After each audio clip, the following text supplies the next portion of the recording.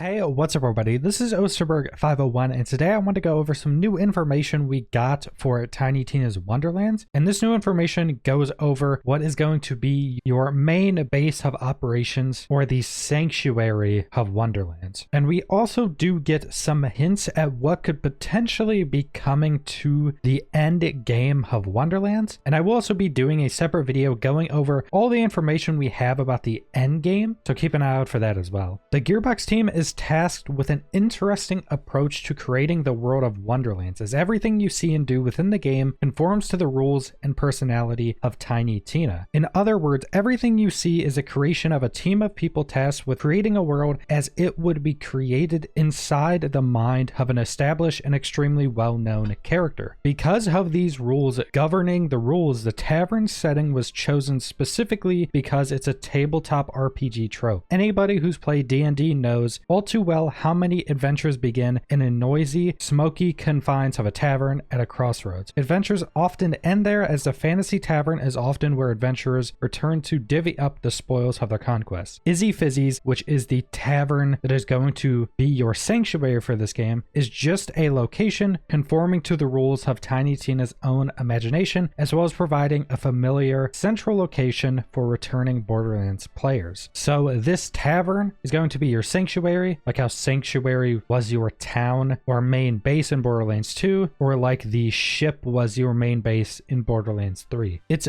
basically Sanctuary, referring to the central hubs of Borderlands 2 and 3. Similar to your room on board Sanctuary 3 of Borderlands 3, things inside the chamber grow and change as you progress through Tiny Tina's campaign. Perhaps the most noticeable of these changes come in the form of a prose recited by a poet who apparently has some sort of residency program in place with Izzy. As you find hidden poems within the campaign, the poet recites them upon you return to the tavern, growing his repertoire with each newly acquired page of prose. While I didn't get a chance to hear any of this poetry, it's Borderlands, so it's a pretty safe bet it will be ridiculous or over the top, or a combination of the two. So with this tavern being your sanctuary, your home base, there will be things that change and evolve as you go through the main campaign of the game. And one of the things mentioned here is that you can find different poems throughout the world and collect these poems, and when you go back to your tavern, there's a poet who will recite those back to you and will keep the collection of ones you find, so they can keep reciting a bunch of different ones. And this is probably something to just add some type of collectible into the game, so you can collect all these different poems. There's probably going to be more rare ones that are even more ridiculous knowing Borderlands, and it's also a good way to add some variety into going back to your sanctuary, because I think an issue with a home-based system like this is that you can run into the issue of when you go back to the sanctuary, you hear the same character say the same exact thing every time you come back, and it definitely takes you out of the world a little bit. If they had dozens or a ton of different poems that this one poet can randomly recite one of them once you come back into your tavern, it can make it feel much more varied, and it wouldn't feel like you're hearing the same voice line every time you come back. In addition to soothing sonnets, Izzy's Fizzy's takes care of other in-game activities like quick change stations, as well as offering quests for you to undertake. There are 3 levels of quests in Tiny Tina's Wonderlands: plot quests, major quests, and side quests. The plot quests are pretty obvious, they advance the plot, so that would be what most people would think of as main quests. Then major quests and side quests. Major quests are substantial but exist outside the plot line, and side quests are side quests. Trigger when you find want posters within the world of Wonderlands. So it is pretty interesting that they're breaking up the quests into 3 different parts, which is something other Borderlands games really haven't done. Plot quests are what most people would call main quests, or MMOs, people usually call it MSQs, which just stand for main quest. So that's the main storyline throughout the game. Major quests are more substantial quests, but they're not part of the main plots. And then there's also just side quests. So side quests and plot quests are things that have pretty much been in every other Borderlands game. You would have your main story, then you would have your side quests, so you go to other stuff. It's pretty interesting that they're adding major quests. This seems like this could possibly be some main stories of the game in general, but not part of the main plot. So maybe one of the main characters takes you on some other quest that's something very important, almost like a much more important version of side quests, where it doesn't further the main plot, but could be something that could run kind of adjacent to it and open up a lot more story opportunities. In addition to the quests, there's an ancient obelisk in the tavern, because because why not? This is Gearbox's creative team filtering its ideas through the brain of a fictional 13-year-old chaotic ballistics expert. So within that framework, an ancient obelisk inside a strictly non-alcoholic tavern is par for the course. The obelisk unlocks challenges for you to undertake strictly outside the quest structure. So now, past the actual quests of the game, now we have this other activity that's done through the ancient obelisk that they're explaining as additional challenges. Now past that, we have no idea what this is. This could potentially be one of the endgame systems, or it could just be some additional challenges you do throughout doing the main quest lines to give you some additional rewards. So this could potentially be the way you go about earning something like a badass points from other Borderlands games, and you go to this ancient obelisk and do the challenges to get those type of more long-term progression stats. Or this could also be something where you go and do and you just get more hero points and other rewards through it. So we haven't gotten an official confirmation if hero points, which is what you put in to increase your different stats of the game that I went over in my last video, we haven't gotten confirmation if you only get those through leveling up. So this could potentially be something that allows you to get more of those, or it could just legitimately be an endgame system where this is where you go and access endgame activities. One of the main objectives of the creative team put forth when designing Tiny Tina's Wonderlands was to give players a sense of ownership of the adventure, a feeling of expression and connection, much as you might feel while playing a real tabletop campaign. The guiding principle manifests in Izzy's Tavern. As you progress the game, the tavern changes. For example, when you best a fearsome beastie, you might find its head mounted on the wall. There are also banners to create and customize. Each player's version of Izzy's fizzies will be different, so when you party up with your friends, you can bring them into the tavern and flex on them. The tavern will be totally different from what it is at the start of the game. And it seems like there's going to be a lot of changes you're able to accomplish just playing Wonderlands. So now we know there's going to be the poems you can find throughout the game that your poet will build up and recite every time you come back to the tavern. There's going to be trophies mounted around the tavern. If you kill a specific beast, most likely kill certain bosses, probably complete certain hard activities in the game. I could definitely see challenges you complete in that ancient obelisk also having some change to the tavern. Then we know you'll be able to have your banners that you customize. There will most likely be a bunch of these banners throughout your tavern. Then we also know there's statues that can do different poses, and there will most likely be some of these sprinkled around the tavern as well. And one thing I hope that they have in this tavern, which they have not mentioned, is a upgraded version of showing off specific gear like we had in Borderlands 3. If you don't know what this is, in Borderlands 3 you had your ship that was your sanctuary. There were 4 different rooms. Every room was one of the different characters' rooms, so that would be open if you were on that character. And once you went in that room, there was a wall that you could place up different pieces of gear on that wall. So you could place some shields, some grenades, some weapons up on this wall. You could see the weapon. People could go and look at the weapon, see the stats on it, see the roll, everything like that. I hope there is a gear trophy room like that in the tavern. And I hope it's expanded. I hope you can put a lot more items on the wall, because now we have spells you can put on the wall. You have these big melee weapons you could put around. So I hope there's a big trophy room to be able to put things like that up on the wall. But that's pretty much all the information I wanted to go over today. The tavern definitely feels like it's going to be a very nice addition to the game and a very nice evolution on the sanctuary or main base system that Borderlands has had for quite a long time. And like I also mentioned, keep an eye out for the end game video I'm going to end up doing to go over all the end game information we have. So subscribe if you want to see more Tiny Tinas or other videos. Leave a like if you liked the video. Leave a comment down below what you guys think about all this information on the tavern, and thanks for watching.